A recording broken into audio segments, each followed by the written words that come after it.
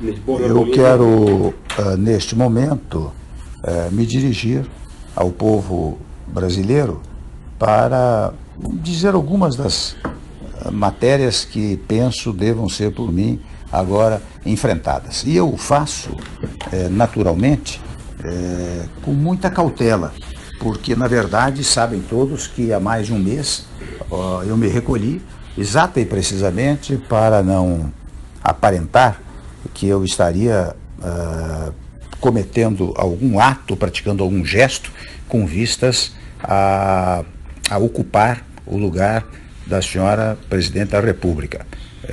Recolhi-me o quanto pude, mas evidentemente nesse período fui procurado por muitos que estão aflitos com a situação do nosso país. Mas agora, quando a Câmara dos Deputados decide por uma votação significativa declarar a autorização para a instauração de processo de impedimento contra a senhora Presidente, muitos me procuraram para que eu desse pelo menos uma palavra preliminar à nação brasileira. O que eu faço com muita modéstia, com muita cautela, com muita moderação, mas também em face da minha condição de vice-presidente, naturalmente de substituto constitucional da senhora Presidente da República. E desde logo eu quero afirmar que temos ainda um longo processo pela frente, passando pelo Senado Federal.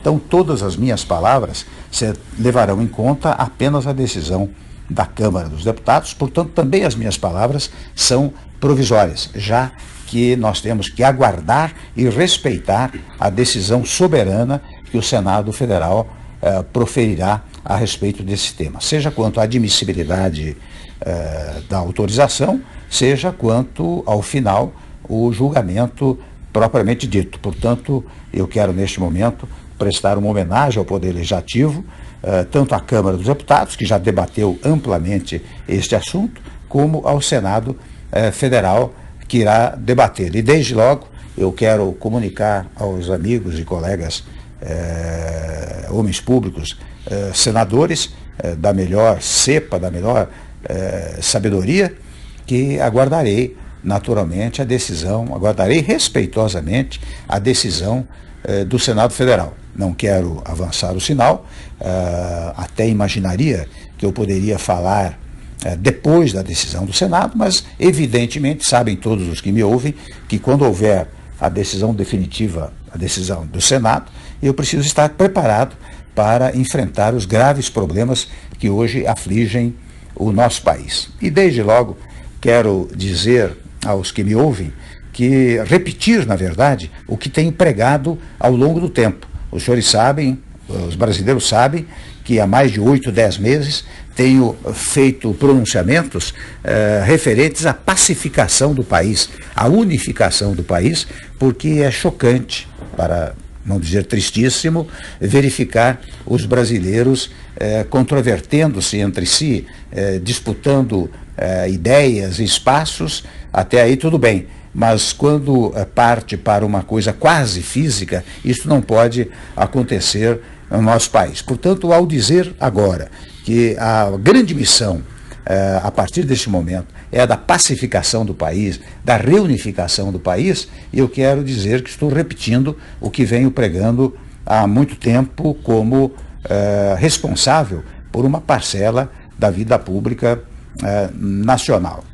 Devo dizer também, isto fica para aconteça o que acontecer no futuro, que é preciso um governo de salvação nacional e, portanto, de união nacional.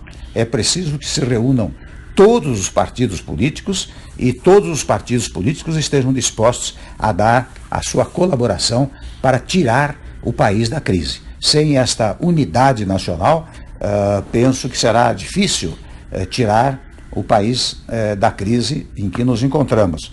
Para tanto, é preciso diálogo. O fundamental agora é o diálogo. Em segundo lugar, a compreensão. E em terceiro lugar, para não enganar ninguém, a ideia de que nós vamos ter muitos sacrifícios pela frente. Sem sacrifícios, nós não conseguiremos também avançar para retomar o crescimento e o desenvolvimento que pautaram a atividade do nosso país nos últimos nos últimos tempos, antes desta última gestão. Então é preciso retomar o crescimento, e eu não quero que isto fique em palavras vazias. Tenho absoluta convicção, como muitos me dizem, que a mudança pode gerar esperança, e que gerando esperança, isto gerará investimentos, não só investimentos nacionais, mas investimentos estrangeiros, porque precisamos restabelecer a crença no Estado brasileiro, nas potencialidades do Estado brasileiro. Devo dizer aos que me ouvem que eu fiz muitas viagens internacionais no primeiro mandato e verifiquei o quanto os outros países que têm muito dinheiro em suas mãos querem fazer aplicando no Brasil, ou seja, querem acreditar no Brasil. O que aconteceu nos últimos tempos foi um descrédito no nosso país, e o descrédito é que leva à ausência do crescimento, à ausência do desenvolvimento, que faz retomar a inflação. De um lado, portanto, nós temos absoluta convicção de que é preciso prestigiar a iniciativa privada, é preciso que os empresários do setor industrial, do setor de serviços, do setor agrícola, do setor do agronegócio, portanto, dos vários setores da nacionalidade, se entusiasmem novamente com estes investimentos. Mas, ao dizer isto, eu estou pensando apenas naqueles que possam investir? Não. Diferentemente, estou pensando em manter as conquistas sociais obtidas nos últimos tempos. Por exemplo, o emprego é uma coisa fundamental para todos os brasileiros. Para que haja emprego, é preciso uma conjugação dos empregadores com os trabalhadores. Você só tem emprego se a indústria, o comércio, as atividades de serviços todas estiverem caminhando bem. É a partir daí que você tem emprego, e com isto você pode retomar o emprego. De outro lado, eu devo dizer também que, de fora a parte, um projeto pela empregabilidade plena, é preciso manter certas matérias sociais, porque nós todos sabemos que o Brasil ainda é um país pobre e, portanto, e eu sei que dizem que de vez em quando que se outrem assumir, nós vamos acabar com o Bolsa Família, vamos acabar com o Pronatec, vamos acabar com o FIES. Isto é falso, é mentiroso e é fruto desta política mais rasteira que tomou conta do país. Portanto, neste particular, eu quero dizer que nós deveremos manter esses programas e até, se possível, revalorizá-los e ampliá-los.